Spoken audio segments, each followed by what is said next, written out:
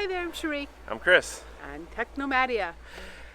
We're having a lot of feels this week because, well, a year ago we were fleeing from Irma. We left our boat in Marathon, which was obviously one of the direct strikes. And if you're new to the channel, since this time last year, go back. If you want to recap, go back. We recorded the whole thing. It was a very emotionally very intense experience to leave our boat tied up and evacuate ahead of the storm all the way to Alabama. So we've evacuated By our boat. By bus, yes. Bus, We yes. figured we had two houses. We could save one of them. They were both in the cone of Irma, this monster storm. We took the bus, got to Alabama.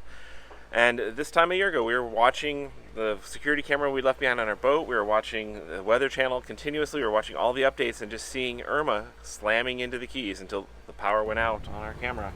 And so many boats and property damage down there. Oh. And we were extremely fortunate. And we don't let a day go by that we don't feel how fortunate we were. We obviously don't take hurricane season lightly. And we've had a lot of people comment, like, you're going so slow. How are you going to get out of Florida for hurricane season? And here we are, mid-September, going to mid-September, and we are in North Florida. Yeah, 6 months ago, if you'd told us we'd still be in Florida for hurricane season, we'd be like, no way.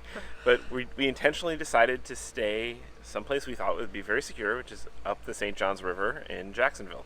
Well, this is where we ended up, right. And we have extended here. Yes. We are in what's known as a hurricane hole. It's basically fairly protected as far as places boats can go.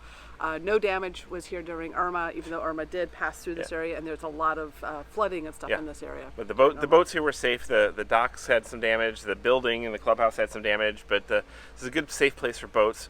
Fingers crossed. And we're very closely tracking Florence right now. A couple days ago, we were thinking you might be heading our way even. But this time of year, anybody on the eastern half of the U.S. is at risk for hurricanes, and and the Caribbean, and just being in Florida by itself is, of course, a little bit riskier than some other areas. But anywhere we felt we could have gotten this season reasonably would have still kept us in risk, as we are seeing with the track that Florence is currently on as of today. Yeah, we had been thinking we'll probably be up in the Chesapeake for hurricane season. Should be much safer than Florida. That's actually not always true. Not always true. So we made the conscious decision that to weigh our own personal fatigue levels and needing a slower pace, weighed higher to take the risks to stay in Florida this year. Right. So we are in Florida. We do have options from here in Jacksonville. Is we can run up the St. Johns River south to Sanford. If we need to move south, we can of course get back up on the ICW, move north or south if needed. And we're already in a very significantly far inland, and so knock on lots of fiberglass. We're hopefully in a pretty good spot for this season. But this season, we are on our hurricane schedule, which means we wake up with every of the modeling. We kind of have the schedules memorized of when each modeling track comes out, when the National Hurricane Center puts out their latest advisories, and we pretty much wake up at 5 a.m. every morning and check those to see what the current tracks are. And we thought we would share with some of you what the tools are that we use for tracking hurricanes during this season. Yeah, so first off, the National Hurricane Center is the overall best place to go for the big picture advice and what is going on and the most firm and confident predictions. But we like to go a step further and go a step geekier and also look a little bit further ahead than the National Hurricane Center is willing to predict. Yeah, we like to go look at where the sources of information are that the National Hurricane Center is using to make those projections so that we can stay a little bit more ahead, because by the time their tracks update, sometimes the geeks behind the scenes have already kind of they're a couple days ahead. Yes, they shifted. So there's a lot of modeling systems out there that are taking the current information about the weather systems and projecting where they can go, and there's they call them spaghetti models for a reason, because the lines just go all over the place. Yeah, and there's a lot of people who kind of make it take any extreme potential, like slight chance, and then they make it really alarmist of like, this could happen, this is a disaster. And we like to find the sources that are really well balanced. They'll give you the real risks and the real assessment, and they'll explain the science behind it. So our favorite, our go-to, is Tropical Tidbits. Yeah, Levi is phenomenal. He's got a YouTube channel, so whenever he puts out a video, that is the first place we go. Must see TV. The way he explains things is just beautiful, geeky, weather-centric, and he educates you on how everything is interconnected and how things and how this shift could impact this. Right.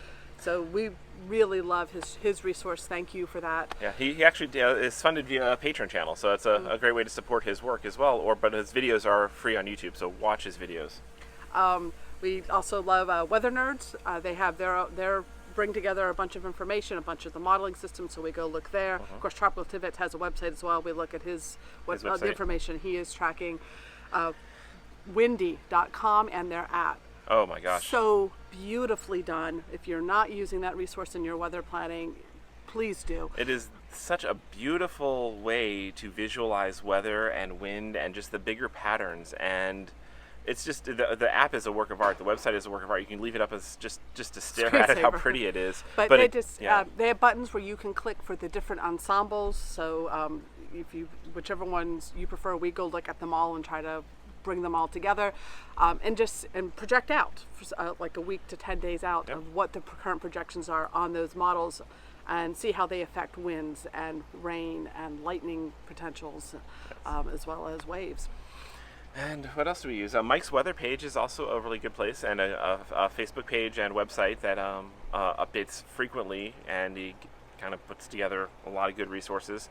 They all kind of link to each other as well, so they share analysis and stuff like that. So it's those are kind of our favorite weather geek tools. And if you have tools that we don't know about yet, please leave them in the comments and let us know. We're always looking for new ways and different ways to get the perspective and stay informed, which we think is very important, especially as a boater. RVing too. Weather is very important in RVing and even stationary and planning. And for everybody, knowing the hurricane risks and knowing what your area is subject to is very, very important. So today, right now, Florence is not looking like it's going to have a direct impact of us in Jacksonville, but she is eyeing further up north. And we are just one wobble away from that changing. So we're watching carefully. Super close. But if you are in the potential path as well, please take this seriously. We cannot emphasize how real the damage can be from a hurricane of the projected strength she is looking to be. This stuff is catastrophic. We've seen the aftermath firsthand, and we dealt with it. We lived in a post-hurricane area after Irma for 2 months or a month and a half, something, whatever it was. It seemed like an eternity down there. And it's, you don't mess around when storms get this big. So definitely stay safe. Stay informed, stay safe, activate your hurricane plan, assess your needs and your desires and your risk tolerances, and be prepared. Yes. Stay safe out there. We'll give you guys an update if there's anything changes, but hopefully we're just going to be enjoying the hot tub here in Jacksonville. Yeah, no evacuation for us this year. Fingers crossed. All right, guys. See ya. See you later.